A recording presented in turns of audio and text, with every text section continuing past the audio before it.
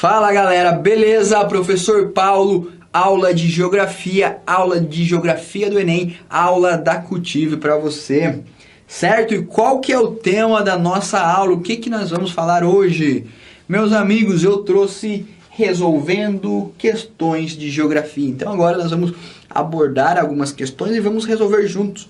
É muito importante nós resolvermos essas questões porque cai em prova pergunta aí só resolvendo questões que a gente vai absorver o conteúdo. Então, eu dou uma dica, vá lá no computador, vá lá onde você puder, procure questões de geografia e vá resolvendo, que é assim que você vai absorver o conteúdo e vai pegar, dizer assim, um macete das provas. Beleza? Questão número 1. Observe a imagem a seguir. Então, temos aqui uma imagem. Vimos que é um vulcão, né? Então tem uma lava aqui já é uma lava mais resfriada. Então a questão vai trazer para a gente, provavelmente, alguma coisa voltado à geografia física, a processos ali que acontecem na natureza. Ou vai vir alguma coisa de rocha, ou vai vir alguma coisa do interior terrestre, da estrutura da Terra.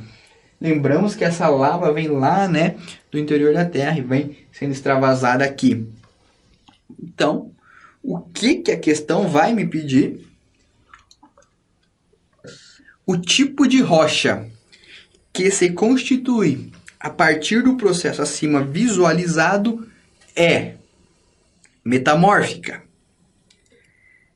Metamórfica, pensa comigo, rocha metamórfica é formado por meio de um processo de metamorfismo, de mudança, onde ela sofre alternância de pressão e alternância de temperatura. Então, não. Foi uma rocha lava quando esfria, é um outro tipo. Então, não é rocha metamórfica. Sedimentar, já vou riscar que a rocha sedimentar é formada pela composição dos sedimentos. Rocha ígnea. Ígnea é formada por quê? Rochas vulcânicas que esfriam no decorrer que se esfriam de forma rápida ou devagar. Mas, professor, EAD, magmática plutônica, rocha ígnea e magmática são semelhantes, são nomes, são praticamente a mesma coisa. Então vamos deixar aqui, rocha magnética. Magnética não existe, né? Rocha magnética. Então vamos deletar aqui a E. Então ficamos entre C e D. Qual é a diferença? A rocha plutônica, meus amigos, ela é formada no interior da Terra. Então são as rochas intrusivas que vão se resfriando devagar com o passar do tempo, de maneira mais devagar. Então também não é magmática plutônica e nos sobra a rocha ígnea. A alternativa C é a nossa alternativa correta para esta resposta. Vamos para a questão 2. Ainda continuamos em rochas. Lendo ali com você. Sobre as rochas que compõem a crosta terrestre, assinale a alternativa correta. Letra A.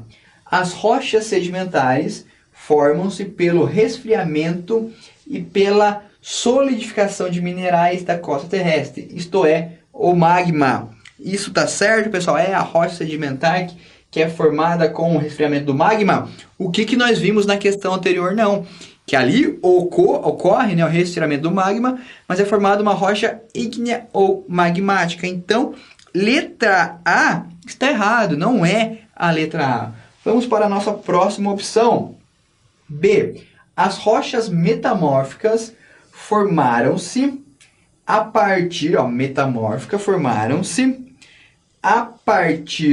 das transformações sofridas pelas rochas magmáticas e sedimentares quando submetidas ao calor e à pressão do interior da Terra. Resposta exata. A rocha metamórfica, né, sofre o processo de mudança. Então, a partir quando ela sofre muita pressão e muito calor, uma rocha muda sua formação, muda sua estrutura. Então, a questão certa é a questão B, meus nobres colegas. Para desencargo de consciência, vamos ler as outras 3 questões, né, para a gente ir deletando. Eu sempre aconselho você eliminando, lê tudo, vê o que está errado, vai eliminando e fica ali nas questões mais certas, vai lendo, vai tentando relembrar que você vai acertar. Letra C. As rochas magmáticas formaram-se a partir da compactação de sedimentos em outras rochas. Não. Compactação de sedimento, meus amigos, são as rochas sedimentares. Quando há aquele processo de cimentação, quando sofre intempéries do tempo, então é a rocha sedimentar. E aqui ele colocou como rocha magmática. Não é. Questão D. O arenito e o calcário são exemplos de rochas metamórficas. Não são não, meus amigos. Então também pode que deletar. Letra E. O gneiss e o mármore são exemplos de rochas sedimentares. Não, meus amigos. Aqui são rochas magmáticas, certo? Indo aqui para a questão 3. Temos aqui uma imagem, podemos observar aqui uma certa depressão, né? Um depósito, aqui dentro do interior terrestre, aqui algumas formações, alguns fósseis, ossos, né?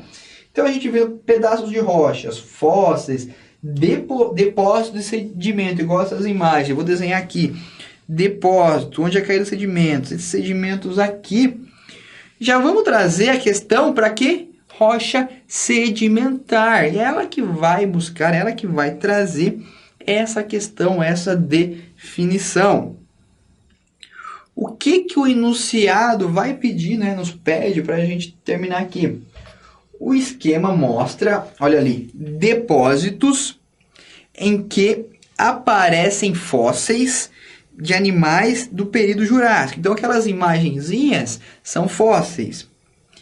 As rochas em que se encontram esses fósseis são alternativa A, magmáticas, pois a ação de vulcões causam as maiores extinções desses animais já conhecidas ao longo da história terrestre. Essa questão está certa, meus amigos? Pensem aqui comigo. Não, né, pessoal? É extinção, mas a formação da rocha não está ligada com a extinção. Então, não é rocha magmática. Lembre-se, sedimentar. Então, o que vai envolver rocha sedimentar está certo. Vamos ver a definição de sedimentar, se vai estar correto também ou não.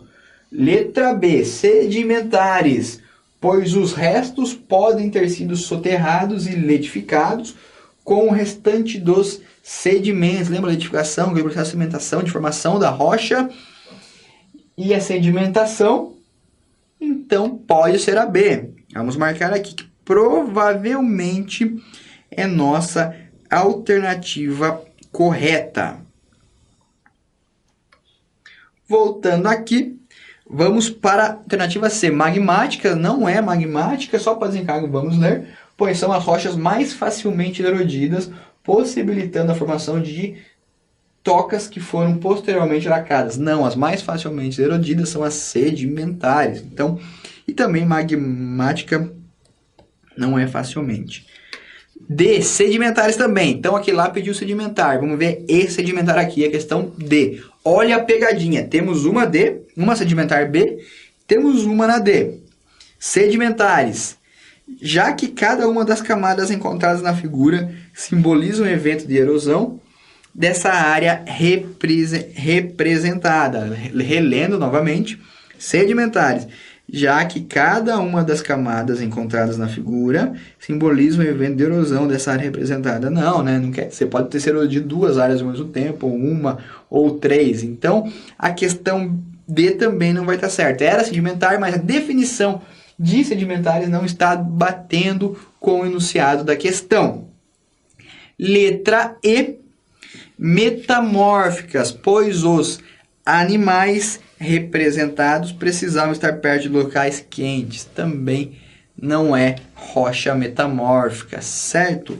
Então, quem colocou ali a questão D é a questão correta. Uma outra dica que eu dou, vai ali na Cultive, no nosso material no site, faz o download, tenta resolver as questões, resolve elas, e depois volta aqui conferir comigo, né? É um convite para você. Vai lá em casa, faz a questão e depois assiste a aula aí, você vai resolvendo melhor. Beleza? Questão 4. Questão 4 vem da UEM 2006, vai trazendo assim: sobre as rochas que compõem a crosta terrestre, assinale a alternativa correta. As rochas sedimentares formaram-se pelos resfriamentos e pela solidificação de minerais da crosta terrestre, isto é, o magma.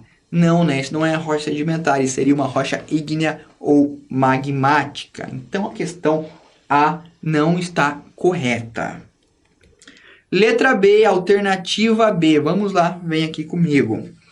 As rochas metamórficas, então processo de metamorfismo, essa aula eu vou falar bastante no assunto para a gente fixar. Formaram-se a partir das transformações sofridas pelas rochas magmáticas e sedimentares, quando submetidas ao calor e à pressão do interior da Terra. Perfeito, tenho quase certeza que essa vai ser a nossa definição correta desta questão.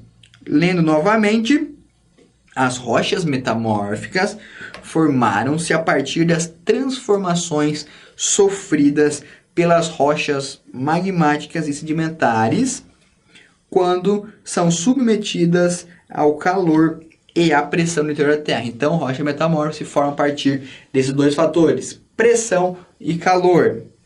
Só para desencargo de consciência, vamos lá na C. As rochas magmáticas formaram-se a partir da compactação de sedimentos de outras rochas. Não, compactação de sedimentos de rochas são rochas sedimentares. Então, o que tem a ver com compactação?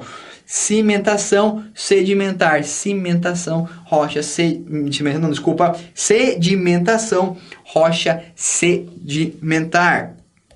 Alternativa D, o arenito e calcário são exemplos de rochas metamórficas. Não, meus amigos, o arenito e o calcário são rochas sedimentares. Podem marcar aí. Rochas isso aqui, sedimentares. Aqui você já vai saber. Então, arenito e calcário, rochas sedimentares. Não são rochas metamórficas, que não sofreram aquele processo de calor, mas sim foram formados por meio da compactação de sedimentos com o passar do tempo. O gneiss e o mármore são exemplo de rochas sedimentares. Não, pessoal, o gneiss e o mármore são exemplos de rochas metamórficas. Beleza? Gneiss e mármore, rochas metamórficas. Pessoal, só tirar uma dúvida aqui, que eu acho que passei uma informação errada para vocês aqui, ó. Vamos ver.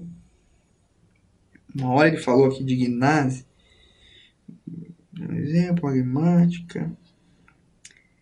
Aqui, na alternativa 2, eu falei que o gneiss e o mármore, eu acho que eu falei, não lembro que ela já foi, são exemplo de rochas sedimentares e falei que não, que eram rochas magmáticas. Mas não, pessoal, marquem aí, se eu falei, deleto, o professor também erra. A questão correta é que o gneiss e o mármore são rochas metamórficas, sofreram um processo de metamorfismo e por isso viraram estas rochas. Beleza? Só para tirar a dúvida que eu acho que eu falei. Se eu falei, volta o vídeo aí e deleto. Alternativa 5, vem lá da Unicamp de 2012. Ele vai falar que o que? Solo é a camada superior da superfície terrestre, onde se fixam as plantas, que depende do seu suporte físico, água e nutrientes. Um perfil do solo, lembra a aula de solo? É representado na figura abaixo. Sobre o perfil representado, é correto afirmar. Lembra da nossa aula de solos, onde falamos bastante de perfis, bastante de tipos de perfil aí do solo? ele pode cair na sua prova, pessoal. Aqui a gente fala tudo para você. Então temos aqui na nossa imagem, lembra lá os horizontes? Horizonte ou camada orgânica, né? Essa parte de cima, horizonte A, horizonte B, horizonte C, aquele período de rocha, transição, e a rocha não alterada. Então isso aqui foi o passar do tempo para a formação desse horizonte aqui, é todo um solo. Esse solo aqui é um solo novo ou um solo velho, se fosse a pergunta? É um solo mais antigo, né? Se fosse um solo novo, a rocha não alterada estaria mais aqui em cima. Então esse é um solo um pouquinho mais antigo. E o que o enunciado vai pedir? Vamos voltar ali, que já expliquei, já me perdi. É correto afirmar o quê? Sobre esse perfil do solo aqui. Sobre essas questões aqui, o que nós podemos afirmar? Alternativa A, o horizonte ou camada, ou corresponde ao cúmulo de material orgânico que é gradualmente decomposto e incorporado aos horizontes inferiores, acumulando-se nos horizontes B e C. Voltamos lá, ele falou que esse aqui, né, material orgânico vai se deteriorando, vai sendo acumulado no B e C. Não, esse horizonte orgânico vai ser acumulado no horizonte A. Talvez, às vezes, no B, mas geralmente é no A, não chega no C. Então, está errada a alternativa A. Alternativa B, meus amigos. O horizonte A apresenta muitos minerais não alterados da rocha que deu origem ao solo, sendo normalmente o horizonte mais fértil do perfil. Voltando, o A, ó, não tem mineral. Nós temos mais minerais aqui, é no B. O A bem pouco mineral. Então, também não é a resposta correta. Alternativa C. O horizonte C corresponde à transição entre o solo e a rocha, apresentando normalmente em seu interior fragmentos da rocha não alterado. Correto, meus amigos. O horizonte C, sim, ele vai trazer, ó, esses fragmentos aqui, essas imagens, né, essas pintinhas do C, são fragmentos, são pedaços, né, alguns pedaços da rocha não alterada aqui, que deu origem ao solo. Então, estava certo. Então, no horizonte C, temos fragmentos dessa rocha, né, da rocha que foi a determinante da formação do solo. Para desencargo de consciência, alternativa D, o horizonte B apresenta baixo desenvolvimento do solo, sendo um dos primeiros horizontes a se formar e o horizonte com a menor fertilidade em relação aos outros horizontes. O horizonte B apresenta baixo desenvolvimento do solo, sendo um dos primeiros horizontes a se formar e o horizonte com a menor fertilidade em relação aos outros horizontes. Errado, meus amigos. Os primeiros horizontes a se formar é a rocha, né, que deu característica ao solo. E o B, ele é fértil, ele tem bastante nutrientes ali para as plantas retirarem. Correto? Então, viu? Lembra de solo, horizonte. Primeiro aqui, matéria orgânica. Pois a B, um pouco de decomposição de matéria orgânica. Vida ali de micro-organismos. B, quantidade férteis, podendo ter até mesmo questão de umidade. Horizonte C, alguns fragmentos da rocha-mãe, da rocha não alterada. E a rocha não alterada foi quem deu a origem desse solo, a composição desse solo. Com o passar do tempo, antes podemos dizer que essa rocha aqui, a não alterada, estava aqui. Então ela foi decompondo, já está aqui. Então esse solo é um solo mais antigo. Só para nós relembrarmos ao tema, né? Eu falei que era uma aula de resolver a questão, mas a gente dando umas dicas aí e relembrando alguns assuntos importantes. 6. Da Federal do Pará, meus amigos. Um abraço para o Pará. O processo de industrialização e urbanização. Então já saímos lá de geografia física e chegamos aqui, eu vou até chegamos aqui em geografia humana, geografia econômica. Vamos falar de industrialização e de urbanização. voltando à questão que o professor aqui se perdeu, o processo de industrialização e urbanização nas grandes aglomerações urbanas tem contribuído para o aumento de problemas e impactos ambientais. Então pense, crescimento industrial, crescimento urbano, consequência, impacto ambiental. Uma outrora onde tínhamos vegetação, onde tínhamos flora e fauna, hoje perdemos essa vegetação para o crescimento urbano, para o crescimento industrial. Então, consequentemente, teremos impacto nestas áreas. Certo? Retornando ali à leitura, a respeito desses impactos, é correto afirmar que, letra A grande extensão de asfaltos e cimentos em áreas urbanas, além de reter o calor, regulariza as temperaturas e minimiza a formação de ilhas de calor. Eu estou dando risada porque isso é totalmente errado. Quanto mais cimento e mais asfalto, mais calor é retido, mais quente fica e aumenta a questão da ilha de calor, que é uma região específica, né? Já falamos em outra aula, região específica de uma cidade onde traz mais calor, principalmente áreas que são cimentadas, que são as áreas mais cinzentas. Então, a A está errada. A A está errada. A A está errada. Vamos para a questão B. B de bola, B de bom, B de Brasil. B. A poluição de resíduos industriais e esgotos nos mananciais hídricos pouco influencia na qualidade e na quantidade de água para o consumo humano. Meus amigos, quero ouvir lá de casa você gritar: errada, professor. Não, essa aqui tá errada. Certo? A poluição dos mananciais hídricos, meus amigos, é a principal influência na qualidade da água. Então, se jogar muito lixo, muito esgoto na água, essa água vai ficar ruim.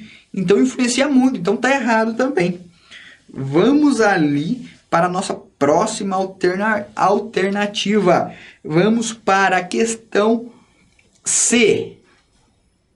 A presença da poluição atmosférica gerada pelas indústrias e veículos motorizados é responsável por inúmeros problemas de saúde, como alergia, doenças respiratórias, entre outros. Vamos ler novamente essa questão que ela me chamou a atenção. A presença da poluição atmosférica gerada pelas indústrias e veículos motorizados é responsável por inúmeros problemas de saúde, com certeza. Lembra lá do CO2, da questão dos gases estufa, dos gases responsáveis pelo efeito estufa, da poluição atmosférica? Sim, é responsável. Muita gente tem aí rinite, bronquite, alergia, falta de ar por causa da poluição. Então, a questão C é a questão correta. Então, é C de certo, meus amigos. Vamos aqui só passar para as duas próximas, resolvê-las e ver se está ok, se tem alguma coisa que a gente pode debater ali com a C. Cedinha, né, meus amigos? Vamos lá, então. C. O aumento da liberação de gás carbônico por indústrias, então CO2, veículos e agropecuária são os fatores principais pela poluição.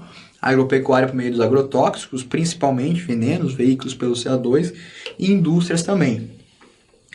É responsável pelo desaparecimento do fenômeno natural conhecido como efeito estufa. Errada, meus amigos. Se fosse aqui, ó, é responsável pelo aparecimento do fenômeno natural conhecido como efeito estufa, sim, estaria correto. Então, o aumento da liberação de gás carbônico por indústrias, veículos e agropecuária é responsável pelo aparecimento do fenômeno natural conhecido como efeito estufa, e não pelo desaparecimento como está na questão. Então, Questão D está errada. Olha a pegadinha, só trocou aparecimento por desaparecimento e você aí estivesse aí, não tivesse visto a aula, tinha caído. Mas como você viu a aula, você acertou. Beleza? Questão E. A preservação de geleiras e consequentes reduções do nível do mar tem contribuído para o aumento de furacões, inundações e secas em cidades litorâneas e industrializadas. Errada é a degradação, a destruição das geleiras, o derretimento das geleiras decorrente do efeito estufa é responsável pelo aumento do nível do mar e também pelo aumento de furacões, inundações e secas em cidades litorâneas e industrializadas. Então, também está errada. Beleza, meus amigos? Compreenderam essas 6 primeiras questões? Entenderam as questões de industrialização e poluição? CO2 emitido responsável pelo efeito estufa? Maravilha! Então, vou dar uma pausinha para tomar uma água. O professor já volta aqui com vocês. Beleza? Até a próxima. Fique aí que tem o vídeo 2.